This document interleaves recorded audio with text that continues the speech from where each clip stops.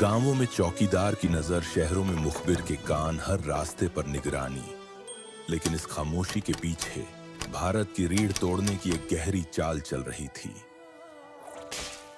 गांवों के किसान जो सदियों से धरती का सीना चीरकर अन्न उगाते थे, अब मजबूर थे अपनी जमीन, अपना श्रम और अपने सपनों को नील के काले रंग में डुबाने के लिए। जब गांधी जी चंपारण पहुंचे तो उन्होंने सिर्फ इन किसानों की पीड़ा नहीं देखी, उन्होंने देखा एक व्यवस्थित अन्याय, और उस अन्याय के जवाब में सत्य और अहिंसा के एक ऐसे हथियार ने जन्म लिया जिसने दुनिया को दिखाया कि संगठित विचार कैसे सत्ता को हिलाने का दम रखते हैं। तो चलते हैं उन रास्तों पर जहां कभी गांधी चले थे और देखते हैं कि कैसे बिहार की यह पावन धरती बनी, गांधी जी के विचारों की जननी।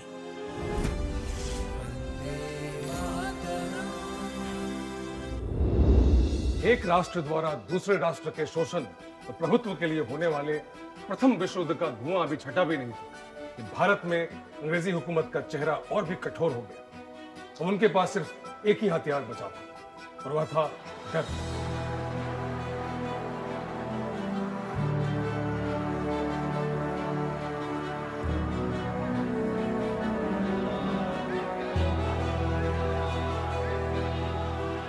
विरोध की हर आवाज या तो जेल की अंधेरी कोठरी में बंद कर दी जाती या हमेशा के लिए खामोश कर दी जाती। 1917 में गांधी जी चंपारण आए और गांव-गांव जाकर किसानों से मिलने लगे। लेकिन यह बात यहाँ के कुछ अंग्रेज अफसरों और बागान के मालिकों को बिल्कुल पसंद नहीं आई। बिहार में तैनात कुछ अंग्रेज अफसर यही चाहते थे और पूरी कोशिश करते रहे कि गांधी जी जल्द से जल्द चंपारण छोड़कर चले जाएं। लेकिन गांधी जी अपने अटल इरादों पर टिके रहे और अपनी पूरी तल्लीनता के साथ काम करते रहे। इसका परिणाम यह हुआ कि कुछ ही हफ्तों में अलग अलग गांव से 8000 से ज्यादा गवाहियों का एक दस्तावेज तैयार हो चुका था।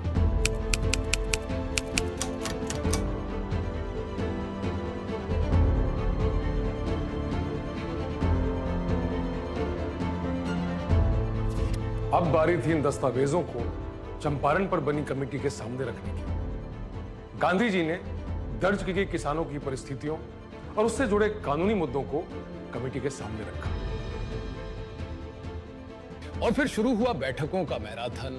दिन पर दिन, घंटे पर घंटे, गांधी जी, उनके सहयोगी, सरकारी अधिकारी सब एक ही टेबल पर, लेकिन सबके मकसद अलग अलग। अंग्रेज चाहते थे कि बदलाव नाम मात्र, ताकि सत्ता का संतुलन न बिगड़े, लेकिन गांधी जी चाहते थे कि बदलाव जड़ तक पहुंचे। अंततः जांच समिति के सदस्यों ने 4 अक्टूबर 1917 को अपनी रिपोर्ट सरकार को सौंप दी और सरकार ने लगभग सभी सिफारिशों को स्वीकार करते हुए 18 अक्टूबर 1917 को अपना प्रस्ताव प्रकाशित किया। रिपोर्ट और उस पर आधारित सरकारी प्रस्ताव के प्रकाशन के तुरंत बाद सरकार की ओर से पूरे जिले में एक नोटिस वितरित किया गया, जिसमें किसानों को समिति की सिफारिशों की जानकारी दी गई। इससे बागान मालिक प्लांटर्स बहुत नाराज हो गए और मोतिहारी के एम इरविन ने प्रेस में इस पर काफी हंगामा खड़ा किया।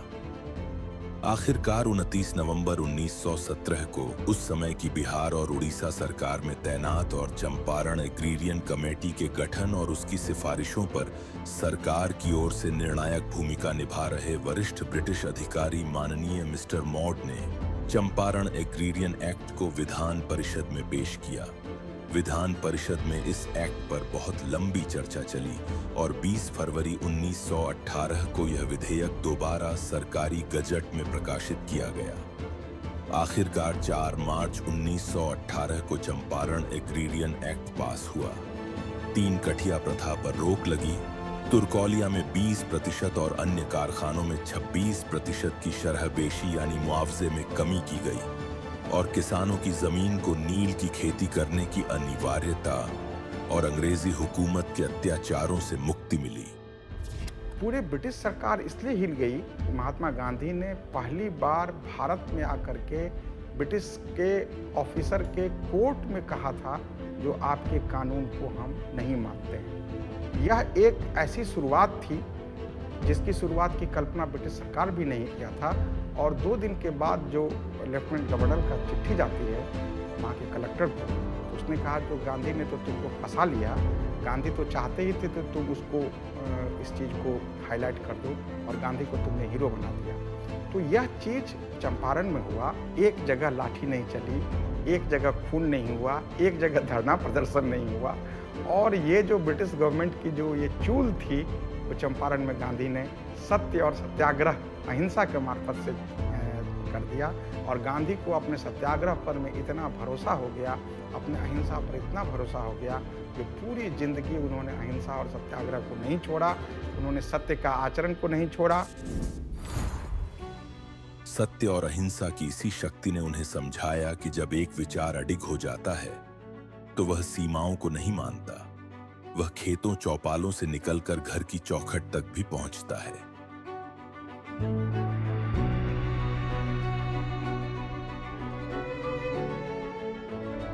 बापू का यह आंदोलन सिर्फ नील किसानों तक सीमित नहीं था। वह जानते थे कि अंग्रेजी हुकूमत से आजादी के लिए देश की नारी शक्ति को भी जगाना होगा। वहीं प्रवेश हुआ बा यानी कि कस्तूरबा गांधी का।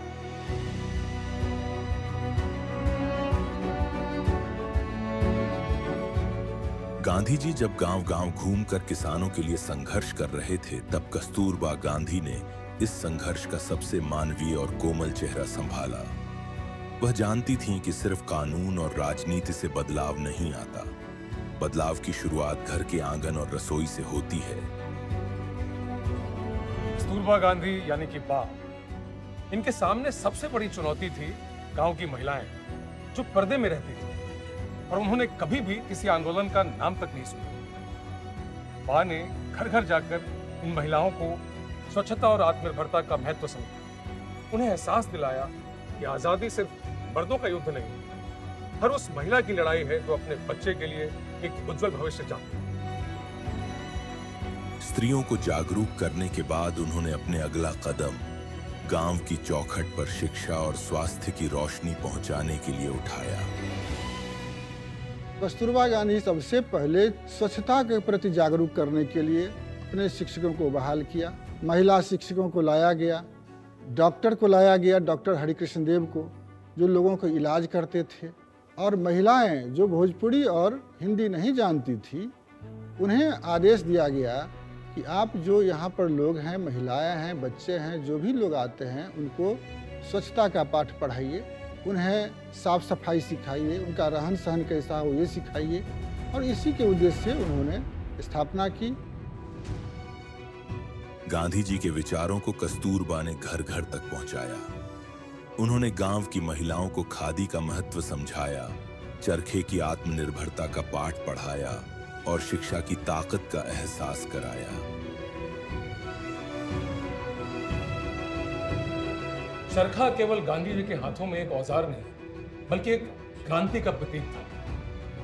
खादी केवल एक वस्त्र नहीं था बल्कि आत्मनिर्भरता की पहली सीढ़ी। उन्होंने कहा था खादी केवल एक वस्त्र नहीं है बल्कि यह एक विचार है, एक ऐसा विचार जो हमें अपने श्रम पर गर्व करना सिखाता है और दूसरों पर निर्भरता की बेड़ियां तोड़ने की ताकत देता है। बापू चरखे को सूत कटाई का यंत्र नहीं बल्कि परिवर्तन के लिए एक शस्त्र के रूप में देखते थे। एटम बम को बापू राक्षसी शस्त्र मानते थे, चरखे को दिव्य शस्त्र। चरखा तो बहुत छोटी चीज है ना, लेकिन चरखा शास्त्र भी बनाकर रखा है। जब तक वो चरखा शास्त्र नहीं बना था तब तक हमको पता नहीं था कि चरखा में कितनी शक्ति है। आज तो मेरे जैसा आदमी तो कह देता है कि चरखा में शक्ति इतनी बड़ी है कि हिंदुस्तान को तो आज़ादी दिला सकता है और सारी दुनिया दे दे तो सारी दुनिया को आज़ादी दिला सकता है। जो चरखा था वो राष्ट्रीयता का बन गया, आज़ादी के आंदोलन का एक बड़ा अस्त्र बन गया। और गांधी ने बाद के दिनों में तो कहा यदि आपको उनका आंदोलन में भाग लेना है तो आपको चरखा चलाना पड़ेगा, कम से कम 1 घंटा। गांधी स्वयं 1 घंटा चरखा चलाते थे, उनके सारे शिष्य और अनुयायी और उनके कार्यकर्ता चलाते थे। और खादी का एक बड़ा नेटवर्क खुला, खादी गांव-गांव में खादी गया। तो चरखा, खादी, गांधी और स्वतंत्रता ये ऐसे एक दूसरे से मिल गए हैं। जो जब कांग्रेस का जो झंडा बना था पहली बार, उसमें भी चरखा का चिन्ह था। जब चर्चा होती है तो गांधी के चश्मा, गांधी की खादी, गांधी का चरखा, ये सब की चर्चा। लोगों का धीरे धीरे जागरूक होना, उनकी सोच बदलना, संघर्ष के हर कदम की आहट आज भी इन रास्तों में है।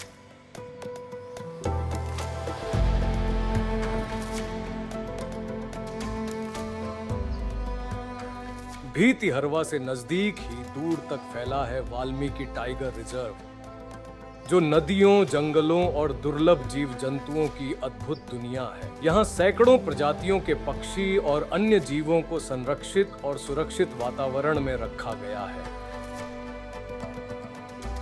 बिहार सरकार ने यहाँ पर्यटकों के लिए guided safari, guest house, trekking route और व्यू पॉइंट बनाए हैं, ताकि लोग न सिर्फ जंगल की सुंदरता को देखें बल्कि उसके संरक्षण के महत्व को भी समझें।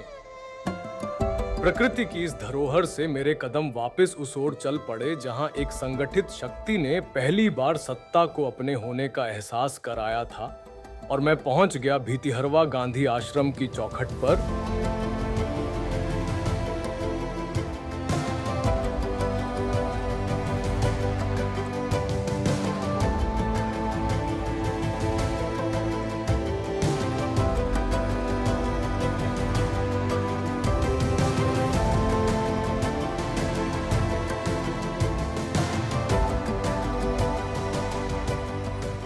धीरे धीरे लोग जागरूक हुए, बदलाव की शुरुआत हुई, और इस बदलाव का सबसे बड़ा प्रमाण था भीतिहरवा का गांधी आश्रम। इस आश्रम की स्थापना महात्मा गांधी और कस्तूरबा गांधी ने अपने हाथों से की।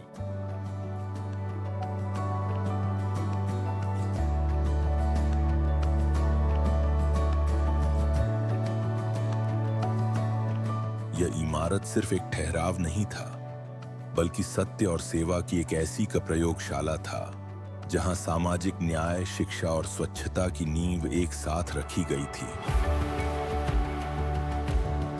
भीतिहरवा के इसी आश्रम में कस्तूरबा गांधी ने एक स्कूल की स्थापना की, जहां गांव की महिलाओं को पढ़ाई के साथ साथ चरखा कताई और हस्तकला की ट्रेनिंग दी जाने लगी। नतीजतन पहली बार गांव के बच्चों, खासकर लड़कियों को औपचारिक शिक्षा मिली।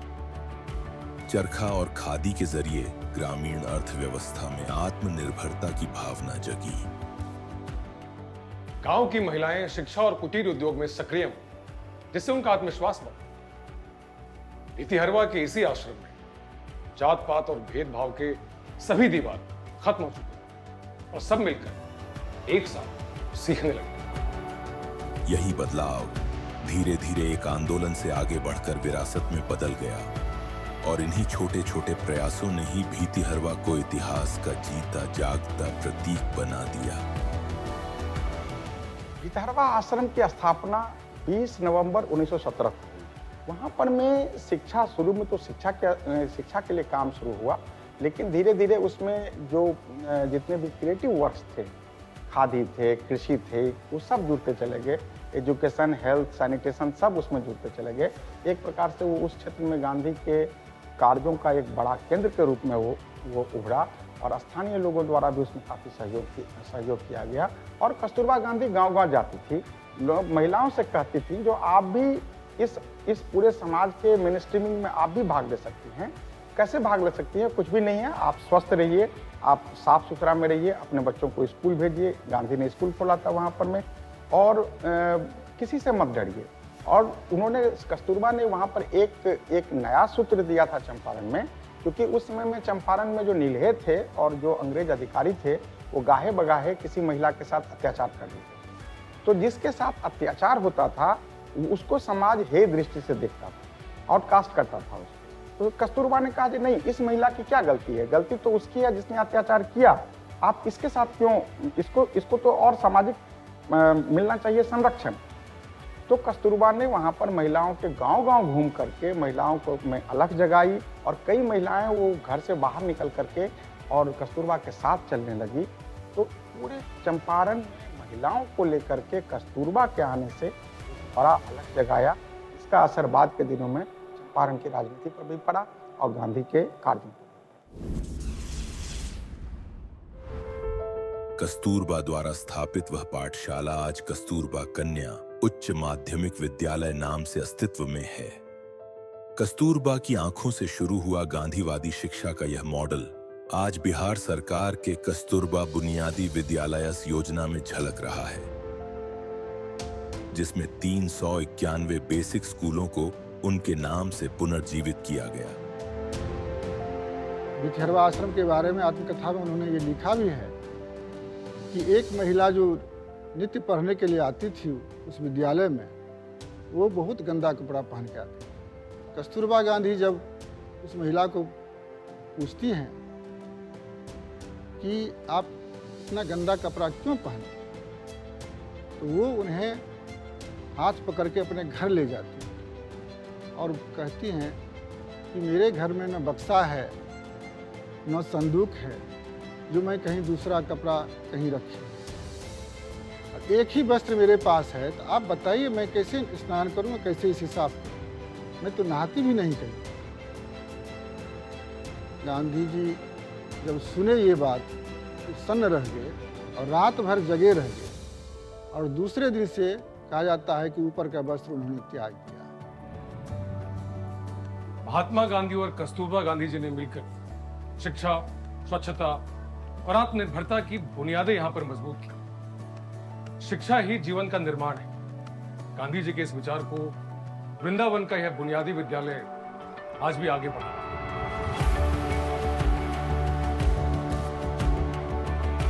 बिहार का यह छोटा लेकिन ऐतिहासिक महत्व रखने वाला स्थान वृंदावन 1917 में, जब महात्मा गांधी चंपारण के गांव-गांव जाकर किसानों की पीड़ा सुन रहे थे, तब उनके कदम वृंदावन की ओर भी बढ़े।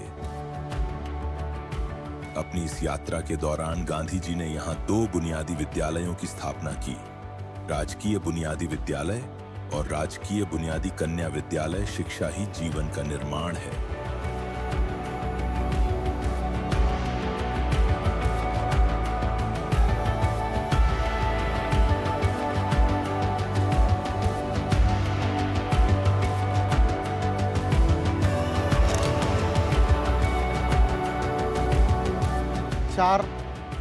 अप्रैल 1939 वो तिथि थी जब ये ऐतिहासिक स्कूल का निर्माण हुआ और तब से लेकर आज तक तमाम झंझावातों और उस समय आज़ादी भी नहीं थी हम लोगों के पास। 1942 में एक यहाँ के गवर्नर हुआ करते थे बिहार के जॉन हर्बर्ट, वो इस स्कूल को बंद करने आता। उस स्कूल को जब वो बंद करने आता है तो वो देखता है आके तो यहाँ तो कोई किताबें नहीं पढ़ाई जा रही, और जब किताब नहीं पढ़ाई जा रही है तो बंद क्या करें। यहाँ पे बुनियादी शिक्षा का ये था कि जीवन जीने का कला से, जैसे आप खेती कर रहे हैं तो उसकी सही तकनीकी क्या हो सकती है, आप बुनाई कर रहे हैं तो उसकी सही तकनीकी क्या हो सकती है, बाकी सारी चीज़ों को कुशलता का भी ट्रेनिंग यहाँ पे सभी किया जाता था। महिलाओं के सशक्तिकरण का भी काम किया जा सकता था। और इसमें बा की क्या भूमिका रही यहाँ पे? कस्तूरबा गांधी की अगर आप भूमिका अगर देखेंगे तो ये ऐसा विद्यालय है जहाँ पर प्रजापति मिश्रा ने किसी भी भूमि पूजन में, अगर आप शादीशुदा नहीं हैं और अगर आप शादीशुदा हैं तो आप पत्नी के साथ ही करा सकते, सपत्नी। तो ये ऐसा ऐतिहासिक विद्यालय है जहाँ का भूमि पूजन हमारे आदरणीय महात्मा गांधी जी के और साथ में बा कस्तूरबा गांधी जी के साथ में गांधी जी और बा के हाथों बोया गया वह बीज समय के थपेड़ों के बावजूद अब भी जिंदा है और बिहार के अलग अलग जगहों पर एक छायादार वृक्ष बनकर खड़ा है। गांधी सर्किट की यह यात्रा हमें सिर्फ इतिहास की याद नहीं दिलाती, बल्कि उस बिहार से भी मिलवाती है जहां संस्कृति, अध्यात्म और प्रकृति एक साथ सांस लेते हैं। जैसे कि लौरिया नंदनगढ़ स्तूप, जो बौद्ध काल की करुणा और सम्राट अशोक के धम्म की गूंज को आज भी संजोए हुए है। इसी के पास है अशोक स्तंभ, समय का वो प्रहरी जिसने युगों युगों से मानवता और सत्य के संदेश की रक्षा की है। इसी तरह रामपुरवा का अशोक स्तंभ भी, जो हमें याद दिलाता है कि साम्राज्य मिटते हैं लेकिन विचार हमेशा अमर रहते हैं। यही से नजदीक है प्रकृति की गोद में बसा यहाँ का वाल्मीकि टाइगर रिजर्व, वन्य जीव संरक्षण का इस केंद्र की हर सरसराहट जैसे उसी आजादी का संगीत है जिसे कभी गांधी जी ने महसूस किया था। और संस्कृति और विश्वास की डोर थामे पश्चिमी चंपारण का प्राचीन अरेराज शिव मंदिर, जहां अध्यात्म और श्रद्धा एक साथ प्रवाहित होते हैं। बिहार के यह स्थल सिर्फ ईंटें और पत्थर नहीं है, यह वो आत्मा है जो गांधी के विचारों की तरह आज भी जीवित है। बीते कल के यह संघर्ष अगर आज संजोए न जाएं, तो आने वाला कल अपनी जड़ों से कट जाएगा। इसीलिए जरूरी है कि इन कदमों के निशान सिर्फ मिट्टी में नहीं, बल्कि हमारी चेतना में भी सुरक्षित रहे। इन्हें बिखरे हुए कदमों को संजोने और संरक्षित करने के लिए बिहार सरकार गांधी सर्किट के अंतर्गत इन्हें विकसित करने, स्थानीय अर्थव्यवस्था को इससे जोड़ न सिर्फ इन स्मारकों को जीवित किया जा रहा है, बल्कि गांव-गांव में रोजगार और आत्मनिर्भरता नई राह खुलने। महात्मा गांधी, जिन्होंने सदियों से दबे कुचले लोगों को एक नया साहस, एक उज्जवल भविष्य दिया, लेकिन क्या हम आज भी उनके साहस को अपने भीतर महसूस करते हैं? क्या हम अपने जीवन में उस सत्य और अहिंसा को जी रहे हैं जिसकी उन्होंने शिक्षा दी थी?